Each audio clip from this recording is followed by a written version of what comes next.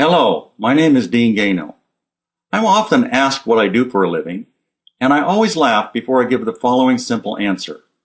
I teach problem solving all over the world, I say. I laugh because I know what the next question is going to be. What kind of problems, they ask. So I explain that we teach people how to find effective solutions to the everyday problems they encounter in the workplace or at home. It is a principle-based process, so it works on any kind of event. I teach a simple process that follows the 4 basic principles of causation. Among these 4 principles is one which says that every time you ask why, you have to get at least 2 causes, 1 action cause and 1 or more conditional causes. For example, if I drop this pin onto the desk and it hits the desk, and then you ask why did the pin strike the desk, the answers are the pin was at some height above the desk, the pin is in my hand, the pin exists, my hand exists, the desk is below the pin, the desk exists, and gravity exists. All of these are conditional causes that must be in place before I take the action cause of releasing the pin.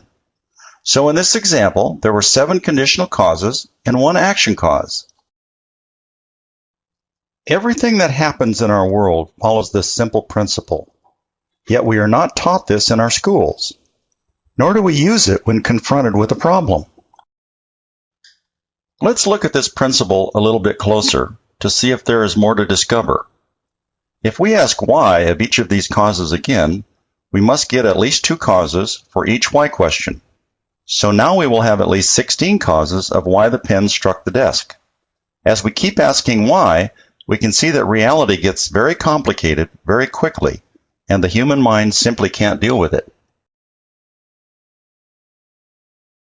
This reveals yet another principle of causation, which states that causes and effects are part of an infinite continuum of causes. And this teaches us that we need to be humble. To deal with this natural complexity, we humans have developed several strategies that ignore reality. Instead of analyzing the causal relationships that define the event, we tell stories. And stories include innuendo and categorical thinking. You often lack evidence. And they perpetuate our simple-minded beliefs that are often incorrect. The buzzwords for what I teach is root cause analysis, but I don't teach that. I teach problem solving, which is about first defining the causal relationships of the event, and then finding effective solutions that act upon those causes to prevent recurrence, are within our control, meet our goals and objectives, and do not cause other problems. It's that simple. To make it easy for us to understand the reality of an event, we can use reality charting software to document all the causal relationships.